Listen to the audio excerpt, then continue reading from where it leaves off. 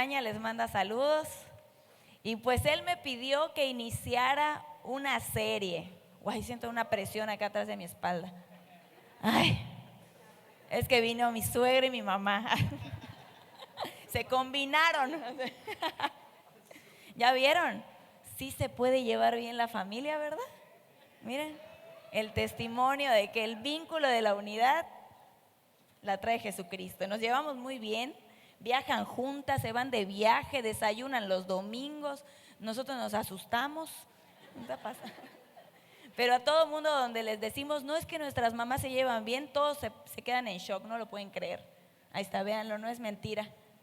Se llevan bien, gozamos de eso también. No hay problema, nada, estamos felices. Y ellas están aquí con nosotros. Vinieron a hacer guardia en lo que el Paz no está. Ya pasaron a los salones, ya checaron a ver qué hace falta, qué hay que arreglar. Dicen que vinieron a hacer auditorías. Ya. Y bueno, el pastor me pidió que iniciara una serie. Y la serie que él quiere que iniciemos esta temporada es Iglesia Gloriosa. Y vamos a hablar de muchas características y facetas que encontramos en la Iglesia Gloriosa. Y una de algunas que podemos estar hablando durante esta temporada es la iglesia esposa. Y a mí me toca hablar de eso esta mañana. La iglesia esposa. ¿Cómo podemos colaborar nosotros como iglesia con esta identidad? ¿Qué características debemos de tener nosotros como iglesia con esta identidad de novia? Porque antes de ser esposa, somos novia. Y entonces hay muchas facetas de Jesús que son clave en Apocalipsis. A él lo podemos ver como rey en Apocalipsis, lo podemos ver como juez y lo podemos ver también como esposo. Lo encontramos con esas tres características en Apocalipsis a Jesús. Pero si lo vemos como esposo, podemos tomar entonces la identidad de esposa. Si no lo vemos como esposo, no nos podemos identificar de esa manera. Yo sé que para los hombres esto va a ser muy raro, pero imagínate que eres la esposa de Cristo. Y me gustaría empezar, los voy a hacer leer mucho la Biblia. Yo le mandé la lección a Johnny y le dije, Johnny, no voy a terminar, es muchísimo. Pero vamos a ver hasta dónde el Señor nos permite avanzar esta mañana. Y me gustaría que los que tengan su Biblia abrieran Mateo 22. Vamos a hablar de esta enseñanza que nos dejaron ahí. Porque también vamos a aprender cómo es el reino, cómo Jesús compara el reino de Dios. Y ahí, ¿quién ya lo tiene?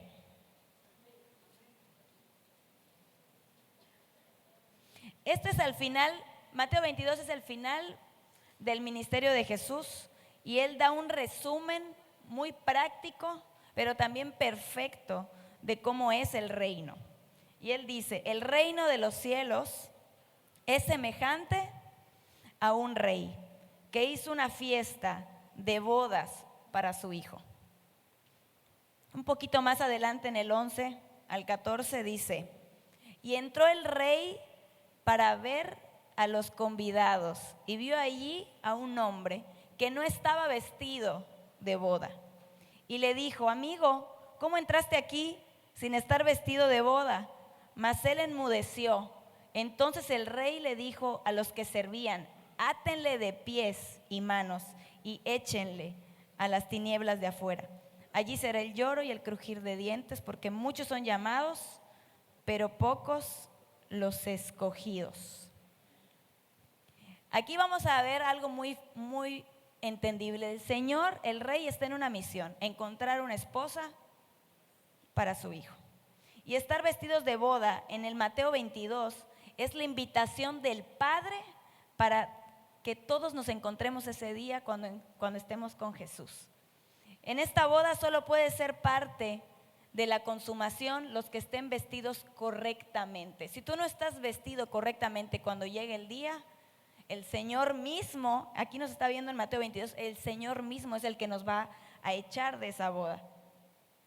Colosenses 3, 12, 14 dice: vístanse pues como escogidos de Dios, santos y amados, de entrañable misericordia, de benignidad, de humildad, de mansedumbre, de paciencia. ¿Les suena algo eso?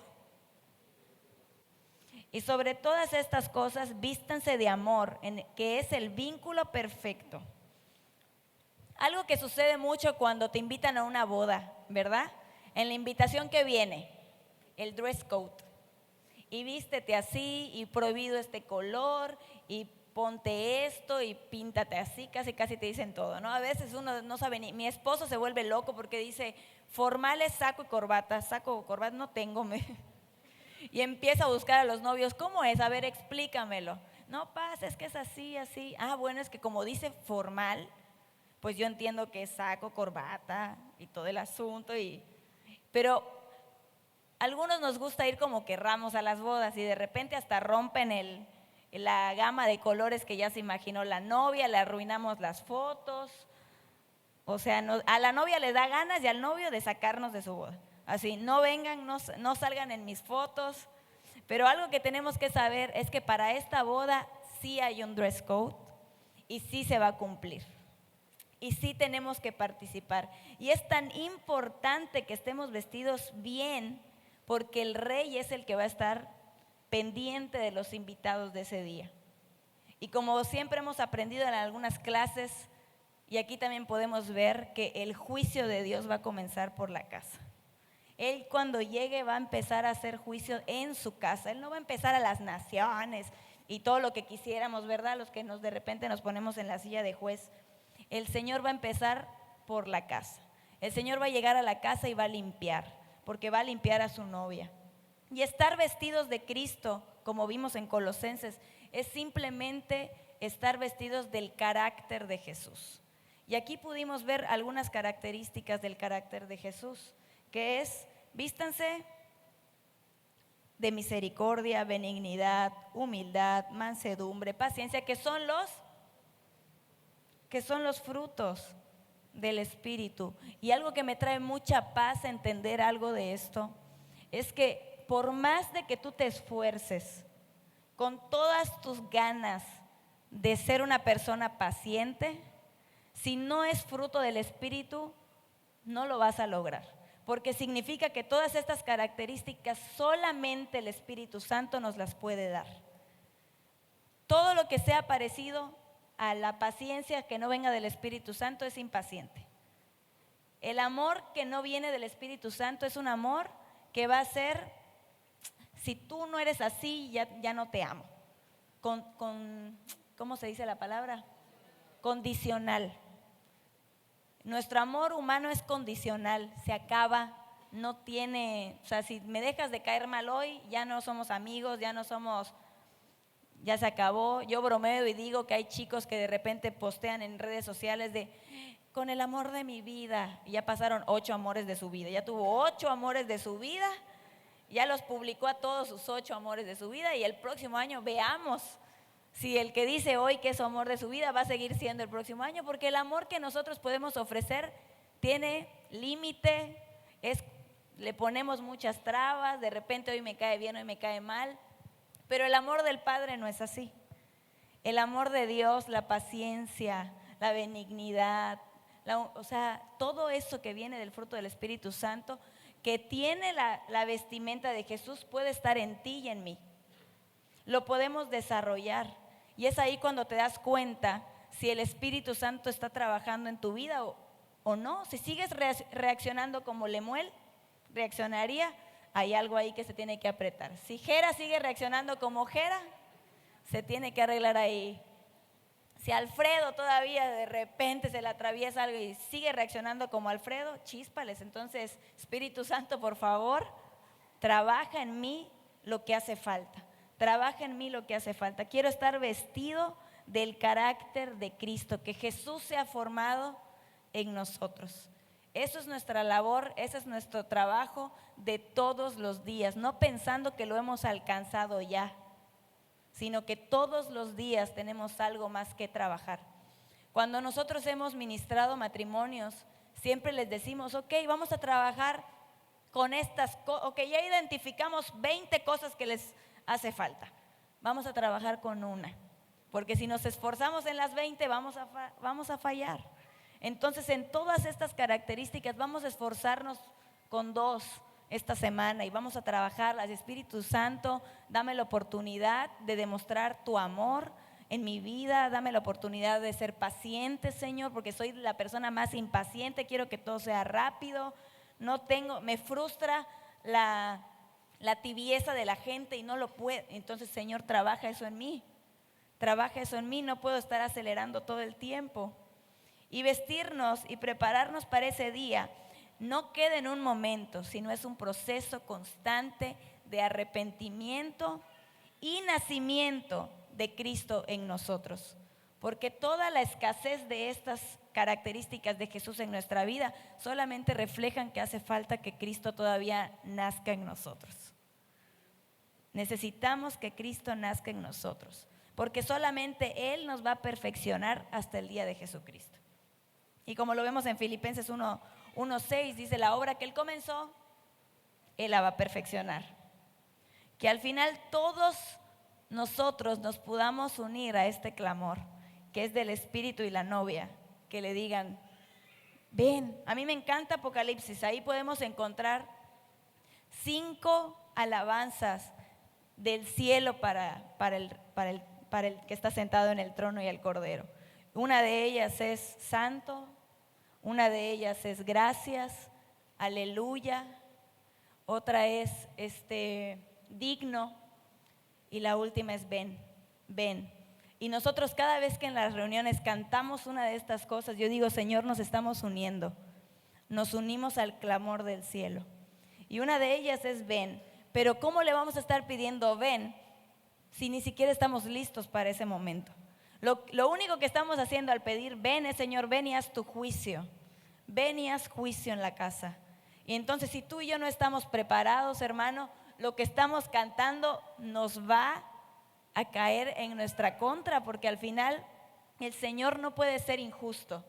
El Señor es un Dios justo y va a traer justicia también. Entonces, ¿cuál es la premura de este mensaje? Tenemos que estar listos para ese momento.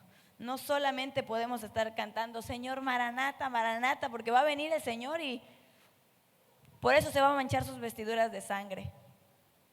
Y las vestiduras de sangre van a ser de la casa, no de las naciones. Eso significa que cuando hacemos este canto y no comprendemos la plenitud del reino, nos estamos metiendo en problemas. Por eso hay que entender que el Padre está en una misión, que es una novia para la boda de su Hijo. Y tenemos que estar listos, Necesitamos cambiar nuestra perspectiva en cómo vemos a Dios. No podemos seguir viéndolo como Señor, Señor. Tenemos que empezar a verlo como esposo. Oseas, que es un capítulo que obviamente es para Israel, pero algo que me encanta es la perspectiva que tenían de Jesús. Dice: en aquel día me llamará mi esposo en vez de mi Señor. Lo digo yo. Eso dice Oseas 2:16. En aquel día ella me llamará mi esposo en vez de mi Señor. Y el cambio de perspectiva del pueblo de Israel, y que nosotros también necesitamos hacer. Necesitamos aprender a ver a Jesús como juez, como rey, pero también necesitamos verlo como esposo. Y solamente ese cambio de mentalidad en nuestra vida nos va a hacer esperarlo. Y estar, como dice la canción, esperando y apresurando. Esperando y apresurando. No podemos ser de los cristianos, y me da mucho temor también estos mensajes, porque también conocemos gente de otros lugares que entienden este mensaje y literalmente se aíslan en el mensaje, no quieren salir, no se quieren contaminar, no quieren estar afuera, solo estamos aquí esperando al Señor. Pero no podemos esperar al Señor en 4 paredes. Necesitamos, si quieres colaborar y has entendido el mensaje, necesitamos colaborar con su plan. Y la única forma en la que podemos colaborar es allá afuera. Porque evidentemente este mensaje viene de la par con la gran comisión. No podemos aislarnos solamente en el mensaje y esperar al Señor, que venga el Señor. Ya estoy aquí, lista, lista. Perdóname, hermano, estás equivocando el mensaje. No podemos encerrarnos, necesitamos trabajar, necesitamos salir, necesitamos estar con nuestros compañeros en trabajo, necesitamos estar con los compañeros en la escuela. No nos podemos encerrar. No está mal que tú busques al Señor, pero está muy mal que descuidemos a nuestra familia. Está muy mal que descuidemos nuestro trabajo. Está muy mal que descuidemos nuestros estudios, porque entonces sabremos mucho, pero nuestras acciones no nos van a dejar escuchar todas las palabras que estás aprendiendo. Podrás tener palabras muy bonitas, pero tus acciones no me van a dejarlas escuchar. Entonces, necesitamos hacerle un switch también a la mentalidad en la que vemos a Jesús. Necesitamos tener la mentalidad de novia que está esperando al esposo.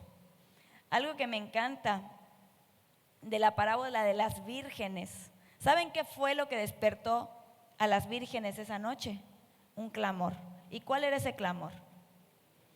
Ahí viene el esposo, ahí viene el esposo.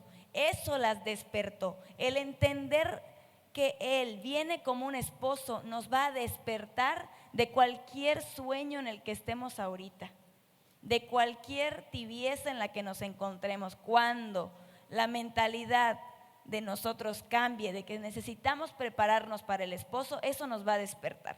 Nos va a despertar de esa comodidad, de esa tranquilidad en la que estamos, de esa tibieza, de ese sueño en el que estamos. Pero ese clamor es el que nos va a despertar. Él no se va a casar con una esposa descuidada. Él no se va a casar en yugo desigual. Él no se va a casar con alguien que no anhela ese día. El pastor Mariano Sin Igual, él tiene una frase que dice, ¿cómo es? Una iglesia que no ama su venida es como una novia que no anhela el día de su boda. Y eso está impactante porque pues aquí no sé si hay varias que se van a casar. Dime si no anhelas ese día, si no te estás preparando para ese día, si no lo sueñas y hasta de repente hasta te molestas, entras en conflicto porque todo tu día está girando en torno a ese momento. Suceden cosas antes de la boda, suceden cosas.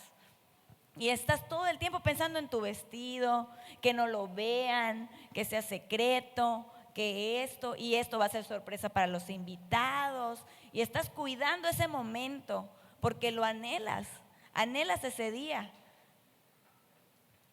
Por eso también por eso es importante la purificación para ese día. Y cuando hemos ministrado a prematrimoniales, a chicos que se quieren andar de novios, nuestro consejo siempre va a ser el mismo. Un noviazgo sin propósito se va a terminar corrompiendo.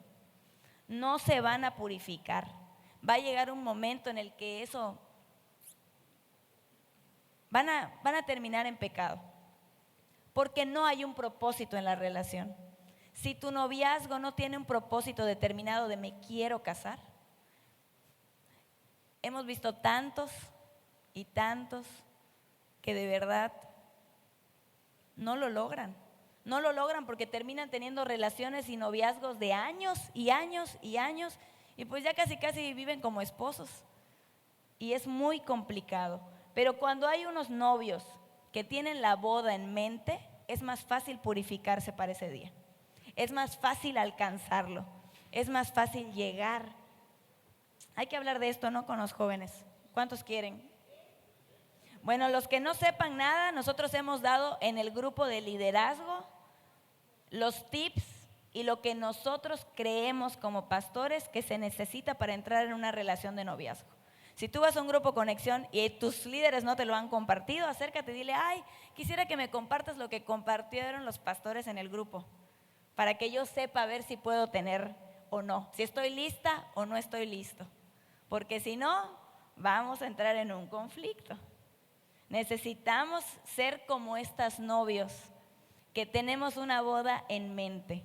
Una iglesia que se prepara, es una iglesia que tiene ese día, esa boda en nuestra mente. Y eso nos va a llevar a purificarnos todos los días para ese momento. Nos vamos a preparar para ese momento, vamos a preparar nuestras vestiduras, vamos a prepararnos para llegar bien a ese lugar y que el rey cuando entre no nos saque de la fiesta. La iglesia que está esperando al novio se purifica y se le es más difícil corromper. Una iglesia que no tiene en mente ese momento, cualquier cosa, cualquier moda, cualquier circunstancia nos termina corrompiendo.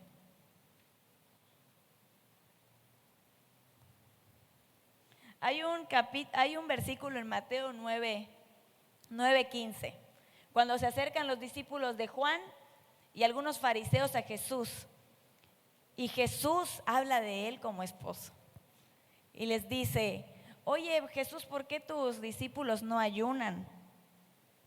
Y Jesús les dice: hoy no necesitan ayunar porque tienen al esposo, pero va a llegar un día en el que el esposo les será quitado. Estaba hablando de él mismo, se estaba refiriendo a él como esposo.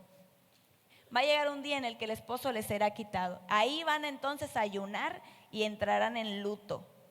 Qué impresionante que utilice esa palabra, de luto. Porque cuando uno entra en luto significa que hay un dolor por la ausencia de alguien, de una persona, hay un dolor. Los que hemos perdido algún familiar, sabes lo que se siente. Y ese luto lo relaciona cuando el novio es quitado. Entonces significa que hasta que Jesús no vuelva, tiene que haber un dolor en nuestra alma, un anhelo en nuestro espíritu para que regrese el novio. Literalmente nos tiene que doler que el novio esté lejos. Yo me acuerdo que cuando el pastor, ahorita no está, así que voy a aprovechar. Por cierto, ¿se acuerdan que la última vez que compartí les dije que oráramos para que me diera un iPad? Creo que me faltó orar un poquito más.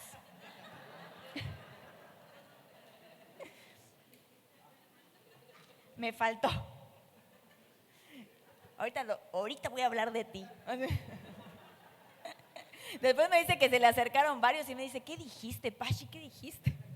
¿Para qué no vienes? Le dije. Bueno, pues yo me acuerdo que cuando el Pachi y yo estábamos de novios, aquí hay testigos, aquí nadie va a decir nada. Nadie. Me acuerdo que cuando nos dejaban salir, que para mí, a mí me daba un nervio pedir permiso y que no fueran mi hermanito. Tengo 2 hermanos. Y Daniel, yo chantajeaba a mi hermano así: vamos, por favor, te pago. Y no quería. Era un ermitaño, no quería salir a ningún lado. Y mi mamá: pues si no va tu hermanito, no vas. No me dejaba salir sola con Toño. Pero había un momento en el que a lo mejor salíamos de la iglesia y él me echaba el ray a la casa. Obviamente mis hermanitos ni en la iglesia no iban. Entonces yo me subía al carro con Toño y yo iba temblando así de que: apúrate. Porque para todo esto mi mamá sabía perfectamente todos mis movimientos. No existía el AirTag, pero yo creo que ya tenía yo uno en el cuerpo. Y luego empezaban los mensajes: ¿dónde estás? Y así como me lo mandaba, yo sentía así como que la voz así: ¿y dónde estás? Y no sé qué, y ya Toño apurado, yo lo apuraba, yo hasta él se molestaba de que yo venía así de: apúrate, ya llévame a mi casa, porque no nos dejaban estar solos, porque era peligroso. Entonces me llevaba a la casa y casi de que: adiós, Dios te bendiga. Me metía yo a la casa y el pobre se quedaba así de que espantado y se iba. Y me acuerdo que cuando ya estaba acercándose la boda, él me decía: lo que yo más anhelo es cuando no nos volvamos a separar. Regresa. Vuelve. No nos volvamos a separar y se la vive viajando. Y se la vive. Entonces, ese dolor de la separación de los novios, o sí o no, ¿cuántos aquí están de novios y se van a casar? Bueno, ustedes no, ya se van a casar, pero están allá. A ver, Nicole, ¿qué sientes cuando te separas? ¿Sí o no hay como un dolor ahí de que: ay, ya no me quiero separar nunca más?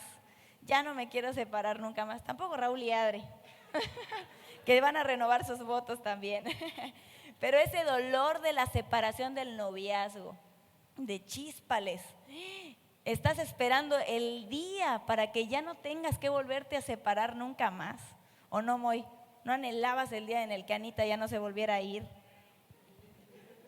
Entonces, ese anhelo de los novios es a lo que nos hace referencia Jesús en ese momento.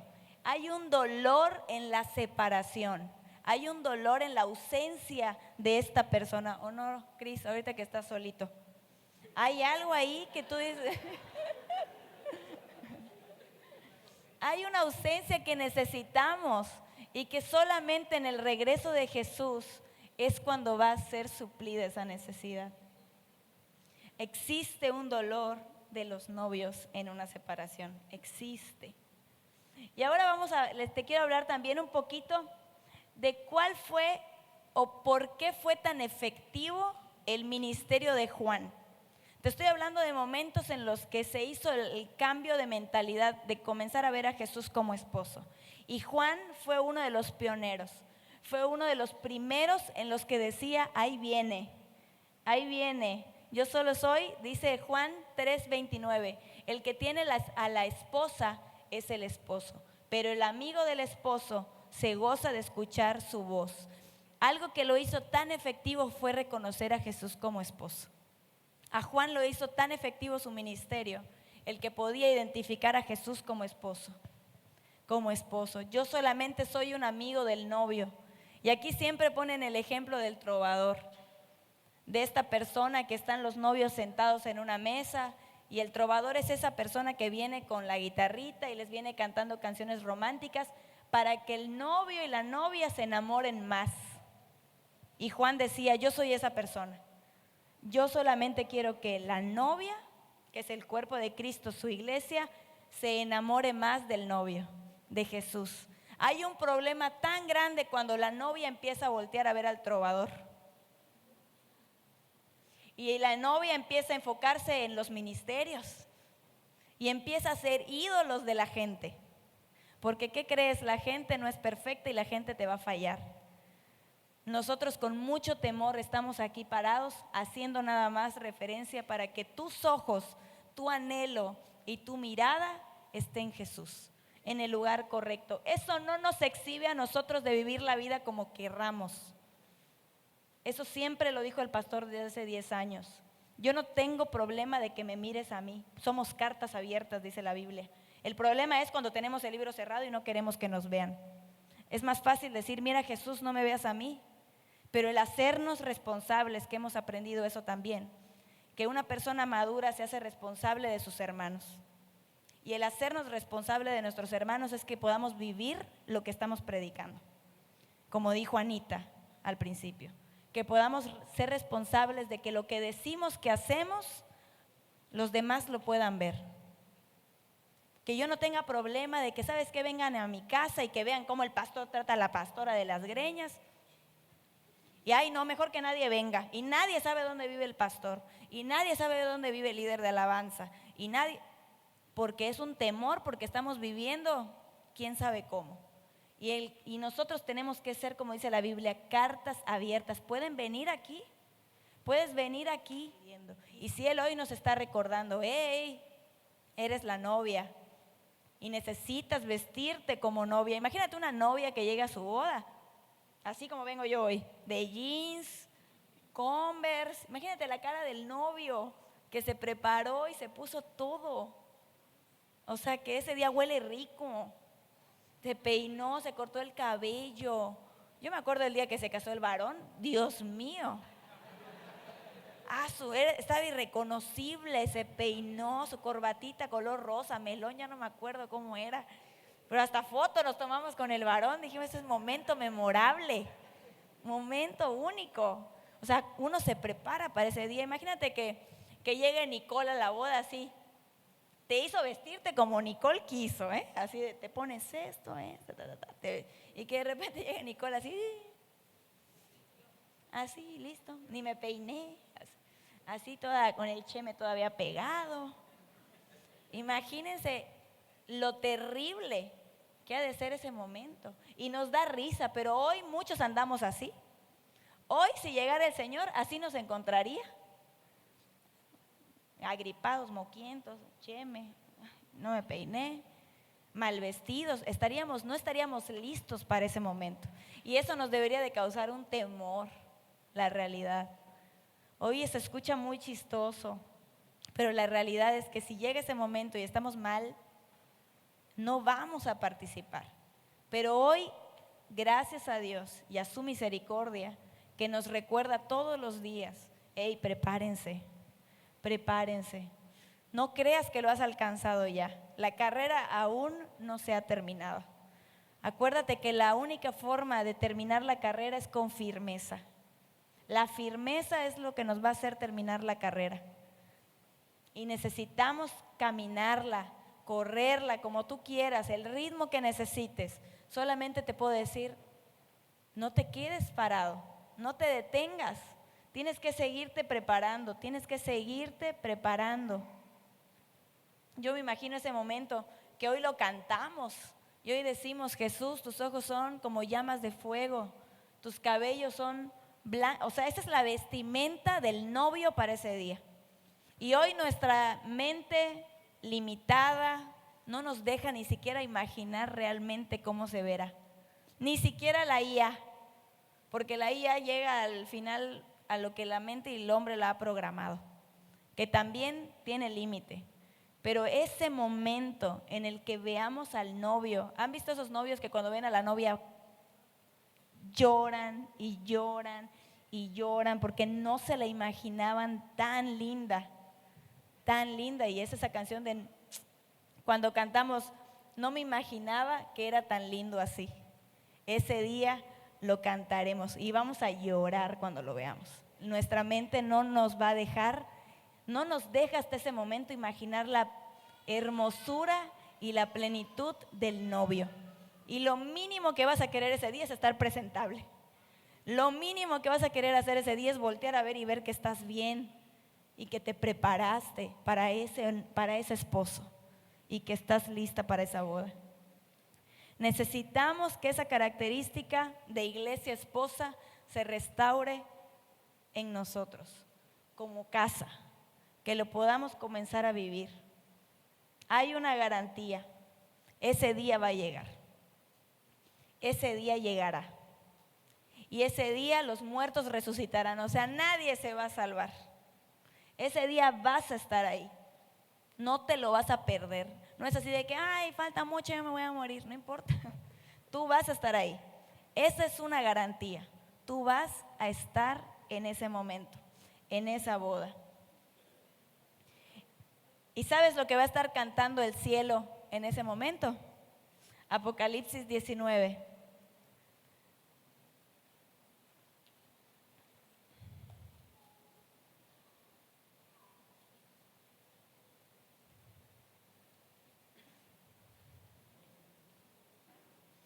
Apocalipsis 19 del 7 al 9. Regocijémonos y alegrémonos y démosle a Él la gloria, porque ha llegado las bodas del Cordero y su esposa se ha preparado y a ella se le ha concedido que se vista de lino fino, limpio y resplandeciente, porque el lino fino es las acciones justas de los santos.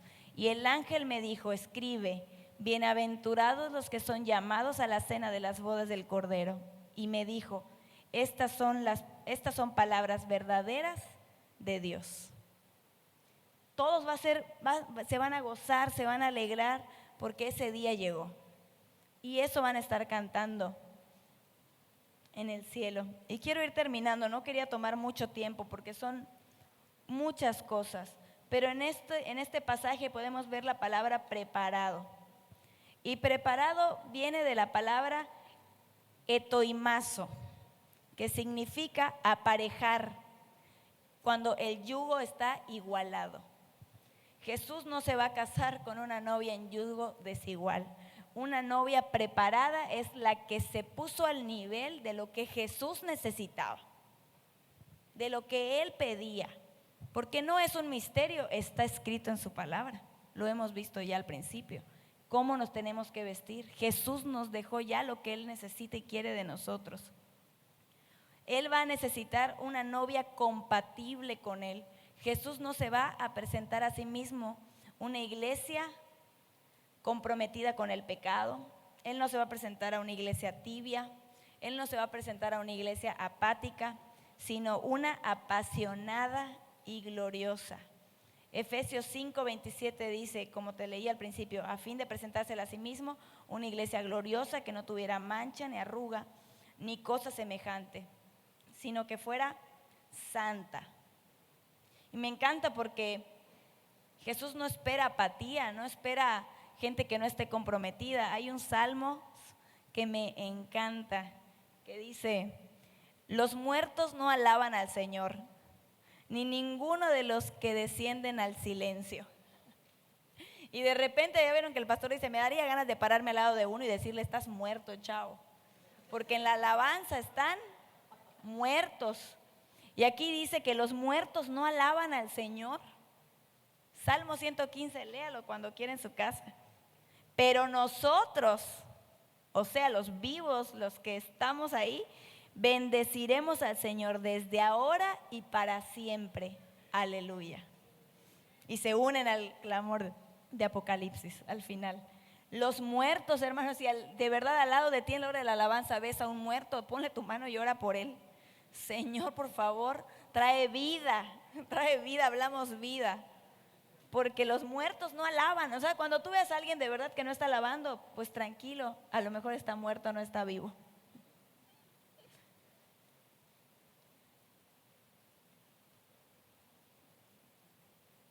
La iglesia de los últimos tiempos se va a preparar para estar lista ese día. Cuando Jesús regrese, la iglesia mundial se preparará ante Él sin manchas, sin arrugas y sin transgresiones. La madurez de la iglesia de los últimos tiempos será uno de los frutos más significativos de la gran tribulación. Daniel 11:35 dice, algunos de los sabios serán víctimas de la persecución. De esta manera, ellos se perfeccionarán, se limpiarán, se van a refinar hasta que llegue el tiempo del fin, porque la hora señalada todavía está por venir. Daniel 12:10 más adelante dice, muchos serán limpios y emblanquecidos y purificados. Los impíos procederán impíamente y ninguno de los impíos lo entenderá, pero los entendidos comprenderán. Necesitamos ser una iglesia de entendidos. Y una iglesia entendida es una iglesia madura. Una iglesia madura sabe lo que le toca hacer en el momento que le toca hacer y es una iglesia que se hace responsable. Una iglesia responsable nos lleva a la madurez. ¿Qué te lleva a la madurez? El pastor igual siempre lo dice, las responsabilidades que adquieras. Eres más diligente y eres más capaz de tener más responsabilidades, vas a terminar siendo una persona que va a crecer en madurez. A veces somos muy maduros allá afuera, pero aquí somos inmaduros. Y necesitamos también ser maduros aquí adentro. Necesitamos vivir con madurez, hacernos responsables, hacer lo que nos toca hacer. Dejar de ser cristianos a los que los tenemos que estar acarreando para que hagan. Hay gente aquí tenemos gente de todos lados. La mayoría no somos de Cancún. ¿Cuántos son de Cancún que nacieron en Cancún? Ulu. ¿Y cuántos son de fuera que nacieron en otro lado? Foráneos.